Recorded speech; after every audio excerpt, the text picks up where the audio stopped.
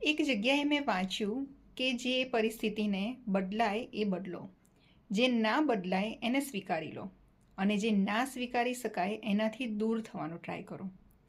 અને જો દૂર પણ ના થઈ શકાતું હોય તો પછી છેલ્લે એક જ ઓપ્શન રહે છે કે આપણા મનને એટલું મજબૂત કરવું પડશે કે એ બધી પરિસ્થિતિઓ આપણી ખુશી ના રોકી શકે. ભગવાન પણ એવું કહે છે કે મારા મંદિરમાં જેટલા લોકો પ્રાર્થના કરવા આવે છે ને, પણ મારે જેટલી પ્રાર્થના સાંભળવી છે અને જેટલું ફળ આપું છું ને એટલું જ આપું છું. એટલે આપણે પણ આ વસ્તુ જીવનમાં ઉતારી શકીએ.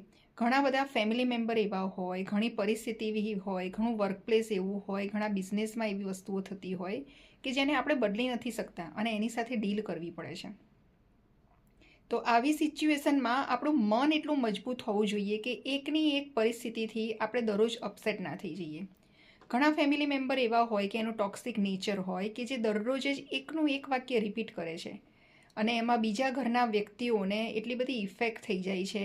પણ એકચ્યુઅલી જોવા જઈએ ને તો સામેવાળા વ્યક્તિની એટલી જ સમજણ છે. એના માટે એ વાક્ય કંઈ ખરાબ મેટર નથી કરતું, પણ આપણને એટલું અસર કરી જાય છે.